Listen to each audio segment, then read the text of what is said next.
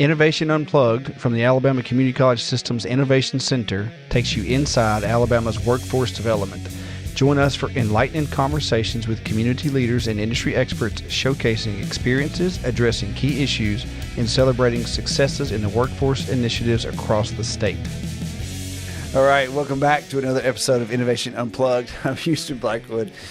I don't know if I'm going to make it through this. I'm Workforce Director for the Innovation Center. I am excited about this show today. Across from me is Matt Heaton, our Career Readiness Manager. And in the middle, in the hot seat today, is Joseph Metz, and he's the Skills for Success Coordinator at Coastal Alabama Community College. So welcome, guys. How are we? Doing pretty good. Thank you for having me. Good? Right. Yes. Yeah. So you drove like a couple hours, 2 hours? No. It's 3 hours and 45 minutes from Mobile. Not that anybody's counting, but we do appreciate you coming in for this 20-minute show. Yeah. 12 minutes and we're out. 8 hours for... I've done that before a couple times. Been there, done that. Well, Joseph, it's great to have you here, man. I don't know. I forget what your role was before you were the Skills for Success Coordinator. Alamap. I was over Alamap for Coastal, and fun times. Fun times. Well, did you accomplish your goals? Yes and no. I got brought in. So I was a recruiter when I got hired for the college. And then I got brought over to Workforce by Dean Duplantis. And then when that grant ended, I moved into the Skills for Success position. Yep. And it's there's one program specifically. Will either of you be at ACCA? I'm going to be week? there.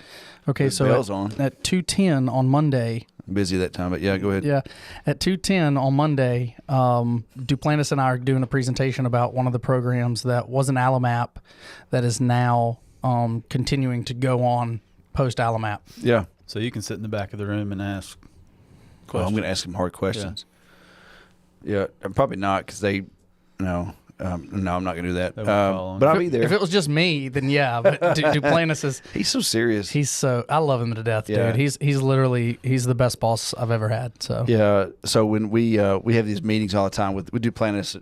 And like we have a working group, and one of y'all is always there. But right now we're talking about reimbursements and what happens when the colleges meet their MOU max and whatnot. But I'm always waiting for him to say whatever he's thinking because he's usually hears everybody's response and then kind of weighs in. And it always influences the decision making process. But he is. It's been good to work with him, and y'all have a dynamic that's unique.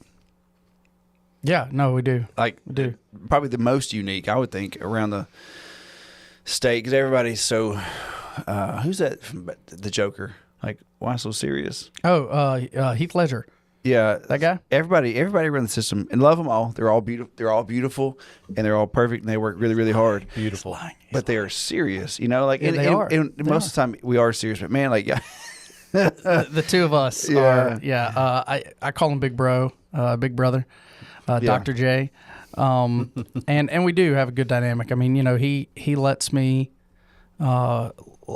play and lets me go and do my thing. And if I have questions, I come to him and I ask him those questions and we work it out. But he's very much like, hey, you're flying, just keep flying.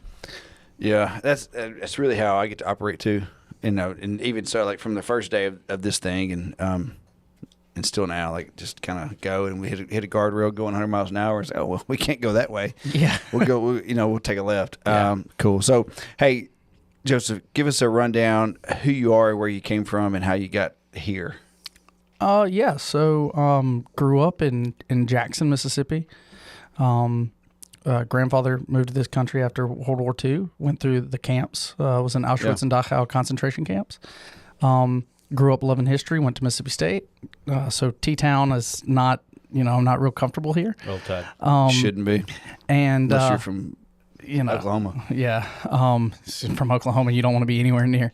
But yeah, so went to Mississippi State, got a bachelor's and a master's in history, thought I was going to teach. COVID happened. That changed the educational landscape. And I was like, okay, I'm going to do something else. I got into recruiting, moved over to Mobile, started recruiting, apparently did well enough that the then president, Dr. Pouncey, pulled me into his office and said, hey, I have an opportunity that I think you should take to work with Dean Duplantis. And my dad taught me a long time ago that if somebody specifically your boss pulls you in and says, hey, I've got an opportunity for you, you probably don't slap that in the face. And so went and talked to my wife. She was like, hey, try it. Met with Josh. I'd met Josh a couple of times before that and really liked him. Was like, man, this guy's really cool. This guy knows his stuff. Doesn't hurt. He's an LSU fan. Doesn't. And that it doesn't hurt. It doesn't. It doesn't hurt. No, that was my second team growing up. My family's from South Louisiana, so they live in Gonzales, Pierre Park, Baton Rouge. So I grew up going to LSU stuff. So they were number 2. Plus, I'm a big baseball guy. So obviously, Mississippi State's good at baseball. LSU's great at baseball. I didn't know that. So yeah, Mississippi State. If you actually look at the top 10 records for attendance in college baseball, they're all held by Mississippi State. Go Dogs. Anyway, 'Cause there's nothing else to do in Mississippi. 100%. There's nothing else to do. Eat corn, drink beer, and play baseball. That's kind of your 3 Watch things baseball. you can do. No, apparently. Watch it. But yeah, so met with Josh. He brought me on as the Alamap coordinator. I worked with Audrey Webb. Yeah. With Alamap, and then when that decided to end, didn't decide to end. Obviously, the grant ended. Yeah. He was like, we got to keep Metz, so Yeah, we do. let's do Skills for Success, and so that's been kind of what brought me here. And I love workforce because you actually get to see a change. You know, when you're a recruiter, you kind of feel like you're doing, something good. I mean, you're bringing people into college and giving them opportunities or helping them get opportunities, but like you actually see a change in workforce. Yeah. So this has been a really cool experience. The last almost 4 years now.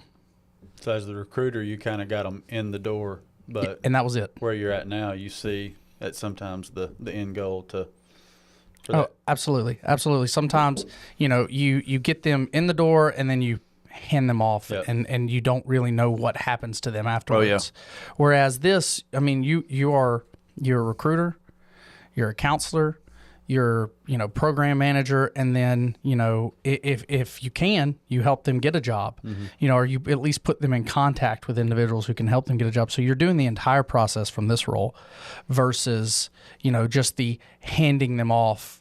No school's perfect. Mississippi State's not perfect. Coastal's not perfect. Alabama's not perfect in the sense of you get recruited and then you're handed off, and then you're handed off, and then you're handed off, and eventually you're like, I don't know where I'm supposed to go. Yeah. Who's my advisor? I don't know, right?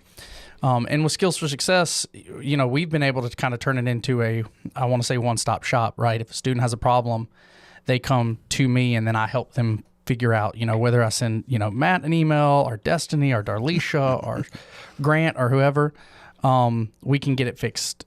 Versus, sometimes I'll have students in our credit side who are like, I don't know who to go to. And I'm like, okay, well, let's figure it out. Because my office is at Brookley Field at our aviation program. And so because I had programs that were aviation with Alamap, I still have a lot of those connections and those friendships with the business and industry, and also with all of the academic side, the credit side, because of being a recruiter. So I can kind of help them, if I'm not too busy with Skills for Success, navigate, okay, where do we go? who do I talk to? I've got a hold, etc. Where's Brookley Field? Brookley Field is off of 10. It's where the new airport's going to be. So it was an old military base. Okay. It was an Air Force base. Gotcha. And South used to have a campus there. But that's where it is. It's where Airbus is. Okay, cool. So, yeah. Yeah. Do you enjoy being that one-stop shop? Most days, yes. There's some sure. days. There's some days where I'm like, why did I do this? Why did I basically establish this role of being there? But ultimately, I think all of us will agree. You get into education to help and to make it better. Yeah. And ultimately, that's the reason that I continue to be that quote one-stop shop. Well, you're doing a good job. Just a couple of days ago, we had a podcast release every Monday, and Ryan Ailes was on. Yeah, did you watch it? I did. Ryan's great. He, that's a funny story. Is an aviation student named Davis. Davis came up to me and said, "Hey, I'm interested in this fiber optics class. Davis still hasn't gone through fiber optics, by the way. And I've told him multiple times, I'm like, hey, we've got classes coming up. He's like, I'll get it when I can. But he came up to me and said, hey, I'm interested in fiber optics. I said, okay, cool. Got him the link, got him everything. And then he comes to me a couple days later and he's like, hey, there's this guy I work with that really wants to do this. Can I get him in? I was like, yeah, sure. Send him the information. Ryan ends up going through the program, and we start talking while he's in the program. He talks to Grant, he talks to Duplantis and everything. And we get done, and Duplantis and I like his story that, we tell him to apply for Unity. And then Josh, because Josh knows people at Unity, says, hey, there's this kid that's going to be applying. Y'all should, really look at him. And so kind of thing of, well, what are his credentials kind of thing. And, Josh is like, he just went through our fiber optics program at the college. And so, they interviewed him. They called him in for an interview. He interviewed. They, I guess, did like a skills assessment kind of thing, see what his basic knowledge was. And they gave him the opportunity. And he's been, kind of climbing that ladder since he got into Unity. And he, gives me a lot of credit for it. And I'm like, dude, no, like all I did is I run a class that you went through. Like you, at the end of the day, you had to continue to progress in your journey and be better. And, he's been great. And so we've gotten to know each other, and we've gotten to talk a little, and we've gotten to build a program now with the organization that he went through recovery with. And, I met with them, I guess, 3 weeks ago. It was right before the podcast came out. Yep. That I was there, and he called me. He was kind of upset. He was like, you didn't let me know you were coming. I was like, dude, I thought you were going to be there. Like, I thought you were like the guy. Yeah. Like, you're the face of this program, and you're the, starting QB, and you were out. You missed the game. Well, that's a great segue, and I'm glad you said all that. We actually mentioned those recovery units. Like, we're having sometime this month, we'll go sit down with Living Free near our hometown, and they've done a lot with Wallace Hansville, similar concept, and a whole bunch of their guys have gotten some jobs like on the Arsenal. Yeah, that's awesome. Heavy equipment guys, That's heavy awesome. equipment operators on the Arsenal. For the FBI, cool. but there some fiber. Anyway, it's really cool. But Door to Serenity is really what caught our attention. Of course, we've always been looking for a good time to bring you on, just because we knew it'd be a good conversation. But you made a post about Door to Serenity, and you're going to speak there. Yeah. So tell us all about that. So yeah, man. So Ryan reached out to me, and he said, hey, look, I really like what Skills for Success did for me, and gave me the opportunity to better my life. And he said, would you be up for having a meeting with the individuals that are over Door to Serenity? And I said, sure. So I sat down with them at PJ's Coffee in Tillman's Corner for about an hour and a half, and we just talked, and they told me about kind of their mission. They're both the two ladies that run it.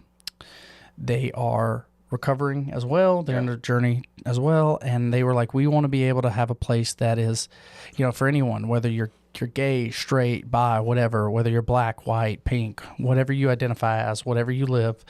We want a program for you, because there are a lot of programs out there that, aren't necessarily for everybody. And whatever your sexual orientation, religion, etc. And they were like, we wanted to be a safe, open space for everybody. And so they started Door to Serenity, and they are a sober living house, and they've got a huge living space that's off of Spring Hill in Mobile. And they were like, we do dinner every Monday, and I think it's Thursday night. It may be Monday and Wednesday. I can't remember. I know it's Monday. I think it's Monday and Thursday. But they were like, we'd love to have you come. And so I said, sure, why not? I'd love to. And we went over there, and I walked in, and immediately you could tell that these were people who were looking for a second chance, right? They knew they'd messed up at some point, right? Whether it was drugs, whether it was alcohol, whether it was, they'd even had people in there before who were addicted to sex, right? And so we start talking, and they immediately, I've done a lot of, like y'all have, a lot of, Q&As with skills for success, or, what can you do? What can I do? Yada, yada, yada. It was like rapid fire. The questions I had, I had questions about, I'm a felon. Can I do these programs? I'm like, yes, you can. They're like, will somebody hire me? And I told them straight up. I said, 5-10 years ago, no, nobody's going to touch you. You're a felon. And none of these, the couple individuals that did this, they weren't violent felons. They were, they got busted with drugs. Situation, right? It's a situation, and I was like, you guys, 5 years ago, 10 years ago, no one would touch you with a stick. I said, but because we have such a workforce shortage, people are willing to overlook things that they used to have to get individuals who will show up. And, I told them, and I tell everybody this that comes through one of our classes that want to get jobs, if you do 3 things, you will be successful with a job. Show up to work, show up on time, and don't cause drama, right? You do those things, right? The show up on time and show up to work kind of are one. The don't cause drama and do your job. Like that, if you can do those things, I guess so technically 4. But the show up and show up on time are, I kind of lump as one. But if you can do those things, you'll be successful. I mean, I can't tell you how many times I have employers come up to me, and not even employers looking to hire people, but people who are doing the incumbent worker upskilling, and they're like, man, I can't find anybody that'll just show up to work. Yeah. Right? I can't find anybody who will do the job. I've got this kid that wants to come and work, and he's all eager and, bright-eyed, bushy-tailed, comes in, works, is amazing the first week, the first month, and then just stops coming to work or stops caring and causes drama. And, so I really harp on these individuals when they come in through our programs, like, guys, don't do that. Don't cause drama. Show up to work, do your job, just do those things and you'll be successful and you'll climb the ladder. Mm-hmm. Because, if we look across, all the workforce, right? Like the average age of our workforce is, I would easily say, in their 50s, right? That's a great point, man. I was at, where are they? Alabama. I'm not going to say it. It happens a lot, though. But what I'm saying happens. Are you having a stroke? No, I just didn't want to name it. I didn't want to. No, I just didn't want to name the organization because they're great to us. But like, what happens is you go, not to groups like that, but when you go to an organization and you've got like people from the association there, and they're all gray haired and moving around real slow. Like they're in their 50s and 60s, and they're still working. And you always say, hey guys, how many of y'all right now have somebody that can replace you? None. And they're like, how many of you even have an idea of what to do to find somebody? No idea. But then you start telling them all the stuff, and they're like, oh, that'll never work. Yeah. You can't have an excavator operator after 2 days of training. They can't dig a trench. I'm like, well, they can. They can, and they do. They're not as perfect as you, but like, what are you going to do if they don't? So, like, perfect example. I just got back from a hunting trip in West Missouri, and as I was walking back to the truck, the first night, I meet this guy and we start talking, and I'm like, where are you from? Because I could obviously, right? Like he's like, you're from the South, aren't you? And I was like, yeah. Yep. What was the giveaway? But he was like, well, how's it go out there? And I was like, oh, gosh. So this guy's from Missouri. I mean, from Minnesota or Wisconsin or somewhere like that. Yeah. He's from Wisconsin. He's from Green Bay. Yeah. And is he Brett Favre, Aaron Rodgers? He's Jordan Love. He's actually Bart Starr. Like he's that old. Okay. He's that old. He's that old. And so we just start talking, and I said, what did you do? He said that he was a welder for 45 years. Gosh, in Wisconsin? He said in Wisconsin. He said that there were 150 guys at this company that he worked for, and they all worked there 40 to 45 years. He said most of them all left at the same time. I mean, that's that's what 4,000 years of generational knowledge that just is out the door. Mm-hmm. And again, same thing. He made the comment, these young kids, they don't want to learn, they don't want to show up, they want to blah blah blah, right? So anybody that wants to say, oh, it's an Alabama thing, it's a Mississippi thing, it's a Florida thing, no, it's across the country that individuals and generational, that generational knowledge is leaving in just mass exodus from the workplace. And we're, I feel like in a small part, we're doing our job with Skills for Success to kind of fill that role. Obviously, like you said, a kid that comes through and does a month training in a 2-day lab is not going to dig a ditch as well as a guy who's got 40 years. But I'm also not as good of a hunter as somebody who's been hunting since they were 6 years old and they're, in their 50s, right? They're going to know tricks and things, just like I'm not as good of a golfer as Tiger Woods is, right? Tiger's been playing since he's 4. Or Houston. Houston is the GOAT. Like, you mean Who wants Houston on their team? Everybody's like, nah. No. Nah. That's why I said he's the GOAT. Okay, we might not keep all this podcast. That was not necessary, but you're right. Like, in that the older crowds, I think they have to realize at some point you've got to hand that knowledge off.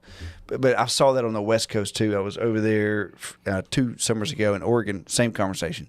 Every operator there, it was a dirt world. It was an amazing show, but every operator there had gray hair except for one young guy who was in his late 20s, and he came up and started his own thing. But so how do we get those folks? Because you got a whole group of us our age all went to college. Mm-hmm.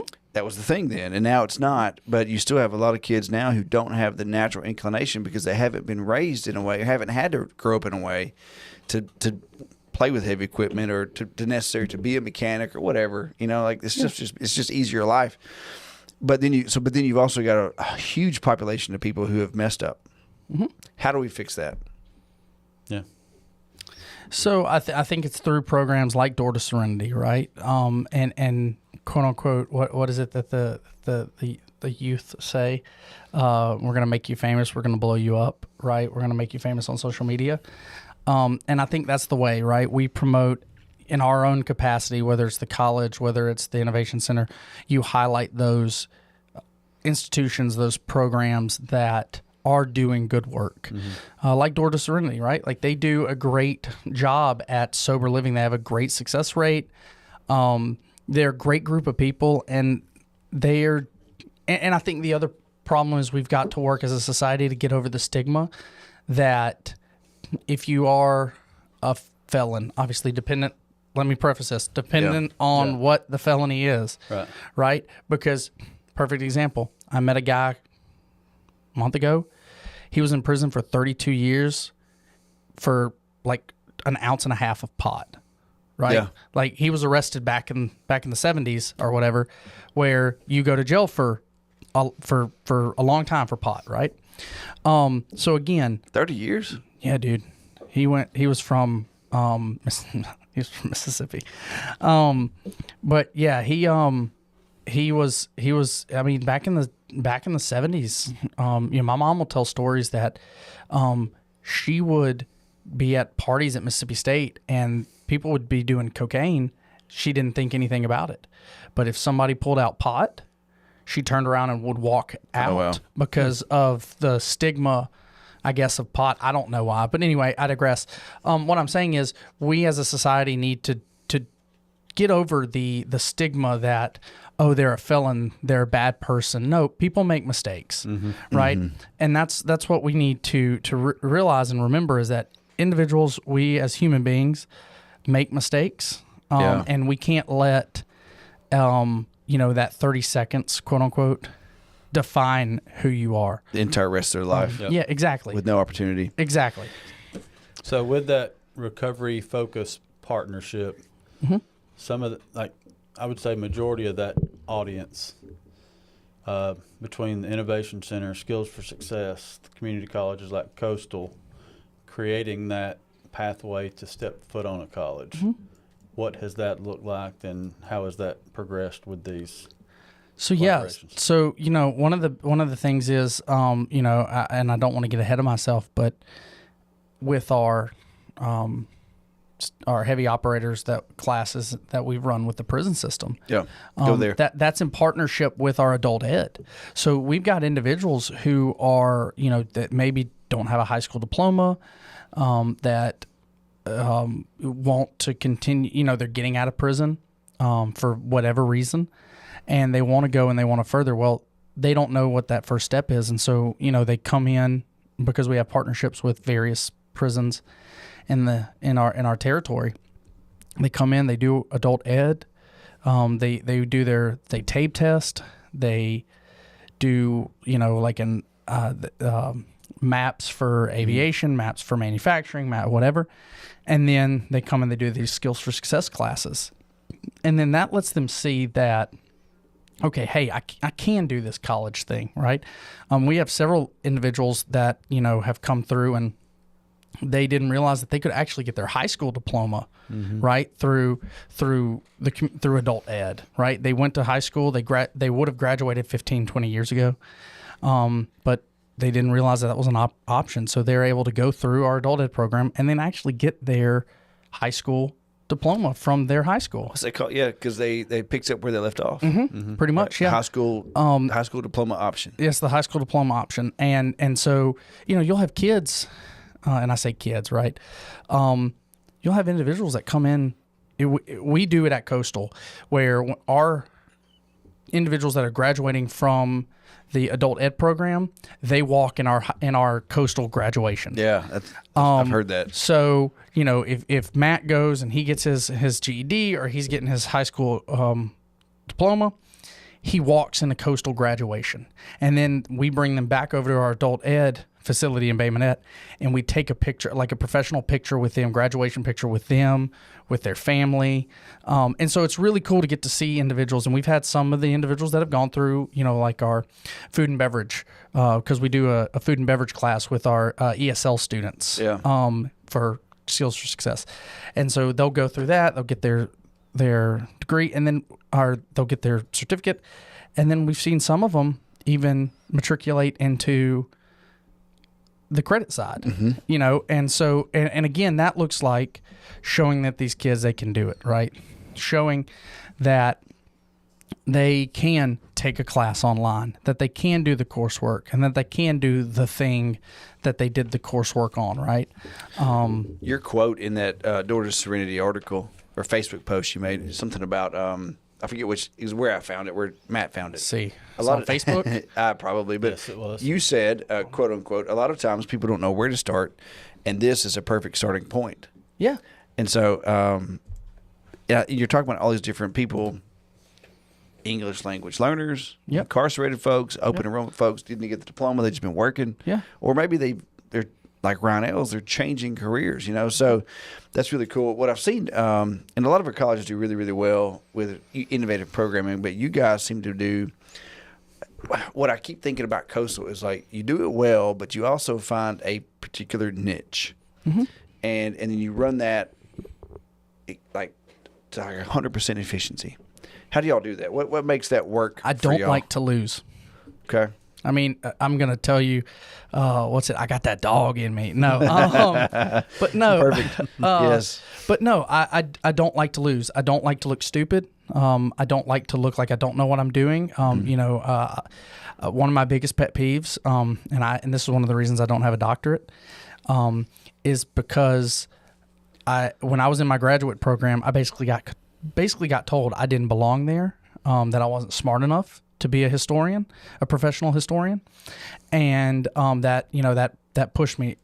Somebody to quote unquote insult my intelligence and or my drive to do something. Yeah. Really frustrates me. And also I have a long history of quote unquote fixing programs. When I was at Mississippi State, so on college campuses across the country, there's Jewish student organizations called Hillel. Hillel Internationals started as B'nai B'rith, offshoot of B'nai B'rith, which I'm not going to go into, but they are the college campuses. Auburn has one, but if you walk down the road, there's a Hillel house here at Alabama. Okay. And it's where Jewish students can go. They can do Shabbat services. They can, hang out with other Jewish kids. Mississippi State started a Hillel in 2010, and that's pretty much where it ended. Okay. And then I came in 2014 when I transferred in from community college, because I was a community college kid. I rebuilt the Hillel at Mississippi State, and we now, in fact, before we didn't have, when they do their Christmas in the junction or Christmas in the quad or whatever, there was no representation for Jews. Oh, really? We built out of PVC pipe and electrical, like running electrical line and screw in light bulbs. We made a menorah and spray painted it maroon and put it in the junction at Mississippi State in 2014.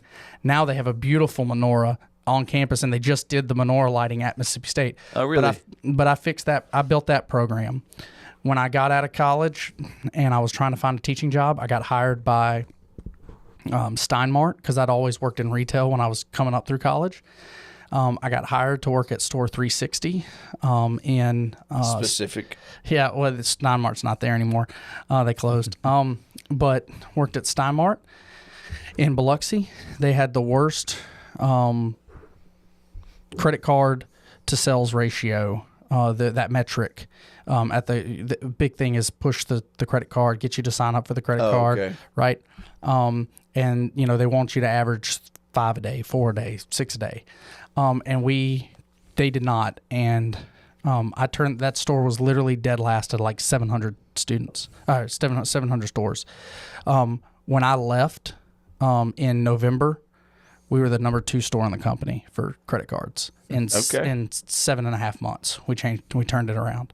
And so I really pride myself on kind of getting in the driver's seat and trying to go and fix stuff. I'm the president of the Mobile Area Jewish Federation, which is the local federation for Jews in Mobile, Baldwin County. And since I've been on the board and now sitting in the president seat, I've changed the way that we do things and how active we are, and have started to get younger Jews in our community to get involved. So I really pride myself on being able to do, my dad used to say that I could sell ice to Eskimos or oil to Arabs. And I really think, I don't think I do that. I just think that when I get passionate about something or I get excited about something, then I can sell it and I can make it something that other people want to do. So drink the Kool-Aid. That's a Jim Jones reference. Yeah, not gonna go there. Yeah, let's not. Anyway, but yeah, so that you want to know the biggest secret in the sauce is Josh doesn't like to lose. I don't like to lose. Josh is a competitor, man. He is. He competes, whether it's pickleball, whether it's basketball. It doesn't matter. Like the dude competes, and we kind of have that competitive atmosphere in our team. We say all the time that we probably have one of the smallest workforce teams, and we cover the largest 20%, man. Yeah, and we punch way above our weight class. Yeah, you do. And I don't like to lose. I know that I'm not going to win everything. I know that I'm not going to be the most successful, but by God, my name, when you hear Joseph Metz, you're going to be like, okay, yeah, that guy shows up, right? He does his job. Yeah. And he doesn't cause drama, right? Okay. That's why we get hired over here. We saw that in an earlier episode. Yep. How did you take all that to make the Clark County initiative? I'm going to call it that and let you fill in the framework. Yeah. So that, I can't take all the credit for that. That is Stuart Lee, and Stuart Lee, I love Stuart, and he'll be like, he'll be like, Coach Ease, don't give me credit. I'm in the background, and I'm like, no, man, I'm gonna give you credit. Stuart had been working with these programs, doing the adult ed classes in the prison system for a while, right?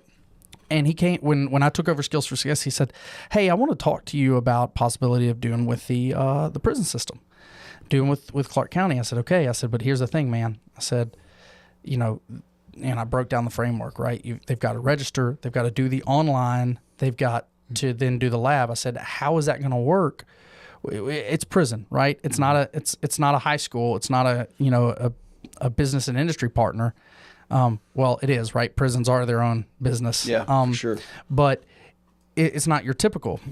And he goes, look, he said, I want you to meet Dwayne, who's the sheriff, and y'all talk. And so we kind of all sat down and we talked about how we were going to run this and what we were going to do. And, basically Dwayne, even though he's the sheriff, he's also kind of the mayor of Clark County. I mean, Grove Hill has their own mayor, Thomasville has their own mayor, but because Dwayne is the sheriff, he kind of, he's the sheriff. And so he was like, man, whatever you need, we'll do. Okay. And I said, awesome. I said, okay, awesome. I said, here's what's going to happen. Here's what needs to happen. And he goes, I promise. He said, it ain't going to be the smoothest ride you've ever had. He said, but we'll figure it out. And we had bumps, right? We had problems. One of the big problems is these people, they don't have, some of them may be in prison for, 3 or 4 years, and they're coming out and they don't have driver's license, right? So we had to get creative. How do we do that? And y'all have helped with that. And basically what we do is we keep it in a small number. We keep it that kind of 5 to 8 in a class. And they come in, Stuart has them in a classroom. He teaches them, and he embeds these classes into the adult ed classes. So they are an IET. Oh, yeah. So this is an IET for our adult ed. And so that not only checks a box for us, it checks a box for adult ed, it checks the box for the state, checks a box for the feds. Everybody, quote unquote, is getting their piece of the pie. And the student. And the student is getting that credential, right? And not only that, like, it's a credential that's now starting to be, I think y'all will agree, when Skills for Success started, like, we're like, this is going to be a recognized credential throughout the state. And it took a lot of time. But now we're starting to see, okay, like, business and industry are sending, especially like our municipalities, are sending their employees through here, and they're doing two things. One, they're making sure that their guys know how to operate this equipment, / they're getting guys who mainly might have been, a post hole digger or a flagger. Right. And now they've got somebody else that can run a piece of equipment in case Johnny, who's run it for 40 years, is sick or hurts himself. But also, we've got a lot of business and industry partners who have told us they're doing this for insurance. They get an insurance break because they've sent their employees through a training that now shows, like, hey, this is, like, they've been trained to know what they're supposed to do, right? It's definitely a CYA. CYA, dude. Yeah. It's a CYA. And hey, look, if that's what you need to do to make sure that your guys are operating safely, because I'm gonna tell you, man, we've had classes with municipalities from the north part of our territory to the south part of our territory. Big difference. But also I've seen some of these guys that come in and they're like, man, I've been running an excavator for 35 years. Let me show you what to do. And they'll get in, and Anthony's like, yeah, no, you need to get out. Like, that's get out immediately. Get out. Like, this is what you need. And then they'll come back and they'll be like, man, he's a young kid, but God, he knows what he's talking about. Well, we saw that several times. Actually, in a previous episode, we had Perry Goins from the Department of Mental Health. Yeah. And he was talking about the standardization of they put the mental health worker course in their new hire onboarding, right? And so everybody gets the same thing. Yeah. But then we saw that in Motor Grader too. When we did the first pilot, there was a guy who'd been doing it for several years. It's like several thousands of hours. I think he'd been there 4 years, a couple thousand hours. Yeah. And then he went through the course as a pilot. And then we had a couple conversations. He did a thing, like probably a 200-yard stretch down and back, came back, people critiqued him, and he was like, man, I learned more in the last 2 hours than I have in the last 3 years. Dude, yeah. Just from the feedback from somebody else. But then what happens, and to your point of once, even if folks are not incarcerated coming out, just the everybody knows the basis of what they are supposed to know. Period. So good. And again, it's and that's one of the things we tell them in Clark County is whether you've gone through this coastal class, or you go to a class in Calhoun, or you go to a class in Wallace or Bishop, or pick a community college. It's going to be, for the most part, the same. There's going to be a little differences, right? Everybody's got a different teaching style and how they get it across. But for the most part, the core content is the same. And that's one of the things we really pride ourselves on in our program is that, yes, we're going to have the core, we're going to have our basic tenets, right?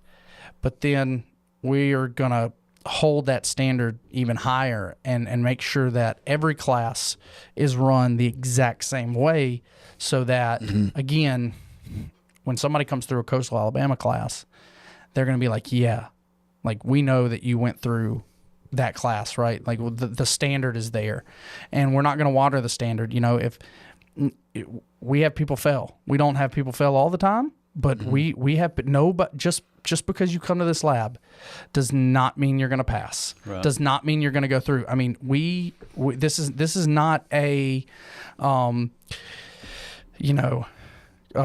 completion class, right? This is not a, everybody gets an award class. It is we hold the standard. And I've had several people I had a young lady, so sweet. Yeah. She was in our forklift class. Could not do it. Could not get it. Wow. She just didn't have the basic, like she has only been driving a car for a little time. And so, she didn't really have the motor skills. She knew the material. She could tell you like, these are the brakes, this is how this works, blah, blah, blah. But then actually getting in and doing the thing, she couldn't do, right? Same thing. We've had some individuals who have done our heavy equipment class. And they don't necessarily get the actual operational part. We've had individuals too who have gone through our CDL program, and they'll go through CDL. They'll drive well, but they can't pass the pre-trip, post-trip, right? Yep. They just cannot. It just doesn't stick. So what we do is we say, hey, come back, right? We're not throwing you out to the wolves. We're not saying you're dead. You're not going to come back, run through this program, go through the lab a second time. We've never had to do more than a second time. Sure. But we've had individuals come back and do a second time, and guess what? It's like 9-day difference, and I've even seen it too, where you'll have an operator. We had this happen in Clark County. We had an operator, young lady. She was a school bus driver, cafeteria. She worked in the cafeteria and was a school bus driver. And there was going to be some work, I guess, done at one of the high schools or something. And so she was like, I can get a job kind of doing this as well as a heavy equipment operator. She went through first day. Anthony comes to me after the first day. He's like, dude, I don't think it's going to pass. I'm like, I don't think it's going to happen. And I'm like, okay, all right. Hey, look, dude, that's why the standard's here. Mm-hmm. Comes back. He calls me. Lunchtime, he let him go for lunch, called me, and he goes, dude, I don't know what happened, but like the person from yesterday to here today at lunch, he said, it's like you flipped a switch. He said, and they could do the thing. And I'm like, well, that's pretty cool.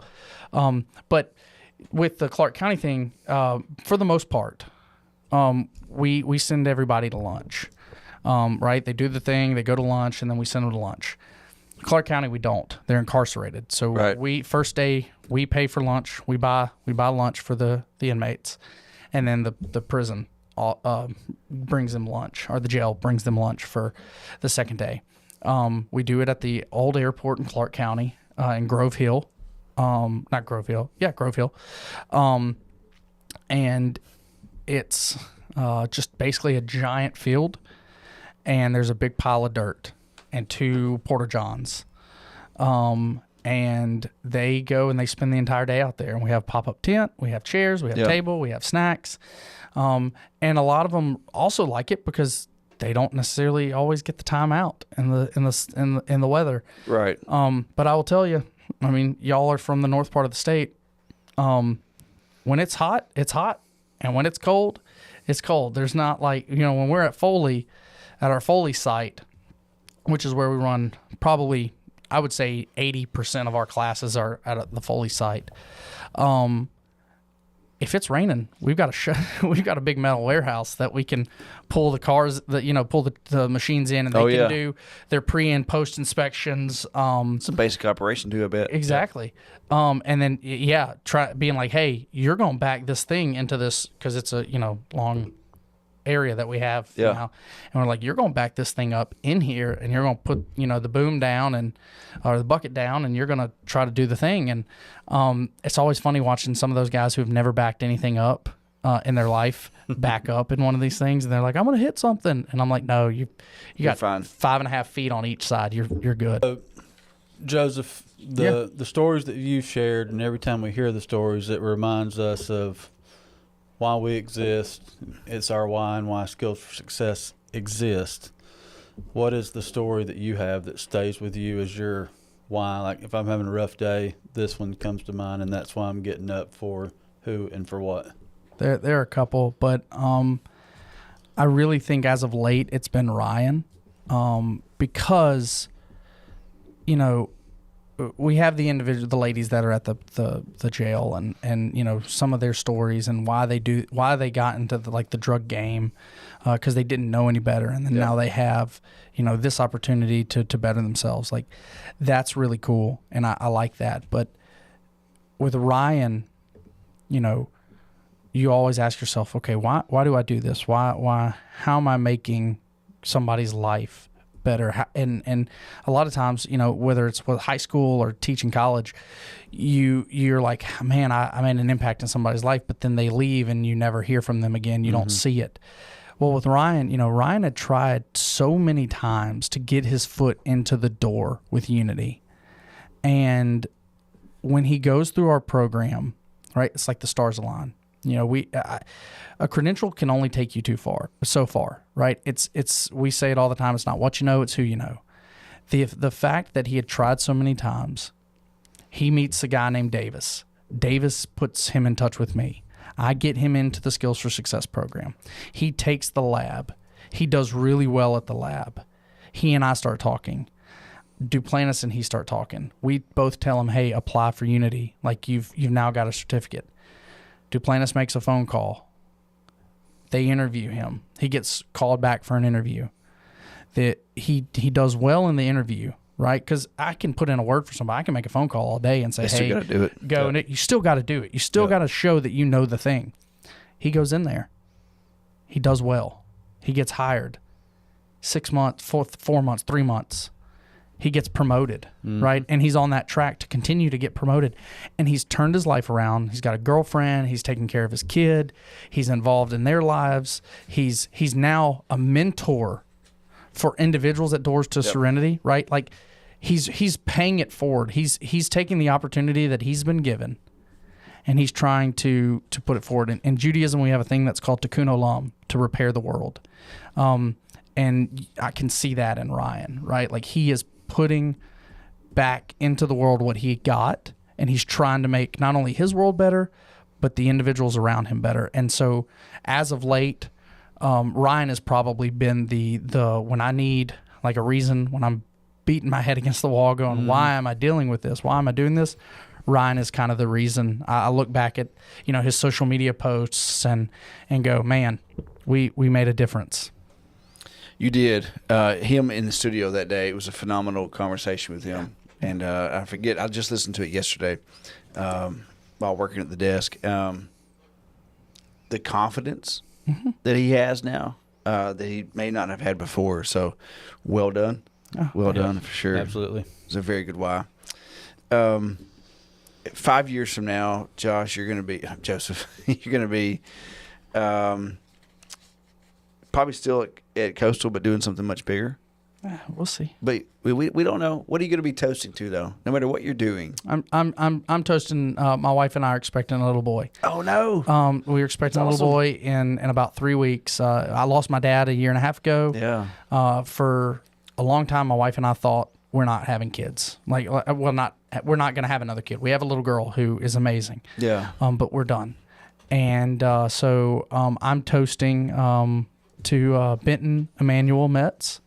He's named after individuals that are both important to my wife and I, who were named Benton, and then Emmanuel was my dad's name, was my dad's middle name and my dad's Hebrew name.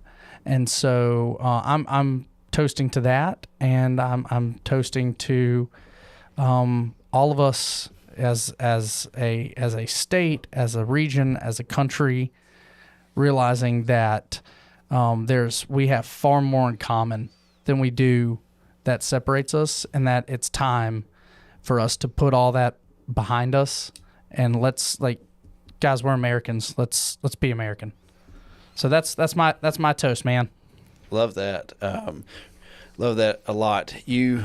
I've just been so impressed when Josh told me the first time he was going to bring you over from Alamap to this coordinator position. I was like, yes, thank you. And I think he was one of the first around the system to hire somebody to do just Skills for Success, which I thought was, I didn't know how it would work out, but I knew that watching you, I knew it would be a good idea, and seeing his approach, and now y'all have just killed it. Thank you. So good. How do the people in the world who are in your area find you? So you can find me on LinkedIn, Joseph Metz, or you can send me an email at joseph.metz@coastalalabama.edu, and just shoot me an email and say, hey, I'm interested in Skills for Success. What do you have in my area? And we're doing this year a lot better job. We started it last year of trying to actually schedule out classes and have a schedule, and so we're really doing that this year. My instructor and I sat down last Thursday and we planned out, I believe January through the 1st of June of classes that we're going to run. And if they make, they make. And if they don't, again, we've got a standard that we want to hold to, right? We've got the new MOUs, obviously, that we've got to work with. Yep. But again, I don't want to run classes. The days of running a class with 4 guys, 5 guys is done. I didn't like doing that in previous years. Yeah. I'm definitely not doing it now.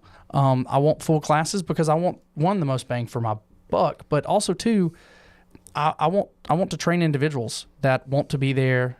And if you're willing to put in the time and do the online coursework and come to the lab, then you'll be successful, right? Show up on time, do your job, don't call it drama. Those are the 3 things to live by. Yep. I don't know where I put that. There it is, right there.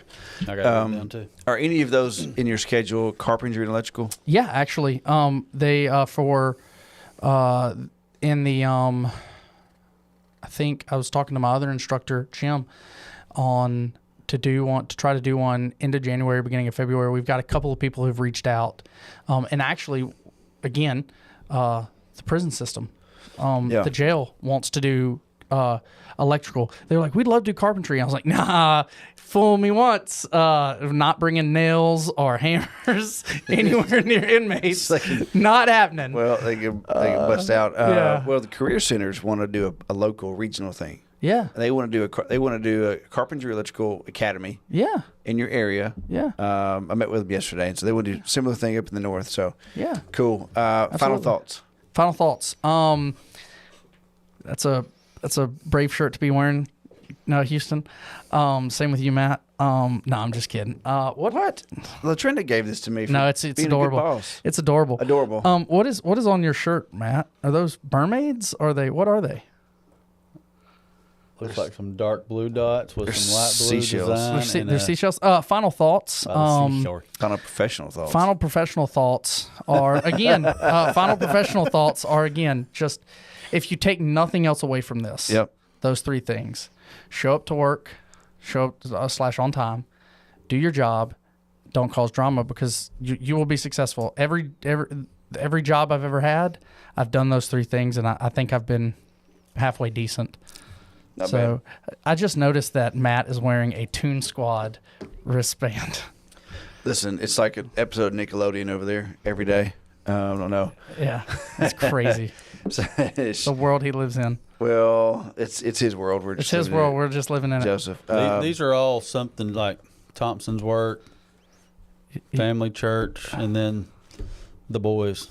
Toon Squad, Space Jam. The boys. Up. Yeah, Jackie has 3 boys and a little girl in her house. His wife. Yeah, I'm the 3rd boy. Yeah, no, I know. My wife, my wife has the entire pregnancy been like, for the love of God, I hope that this little boy is me and not you, because my little girl is 100% a little girl version of me. I hope that he is just like you. I hope he is too, just for her. Yeah, your wife will be better off for it.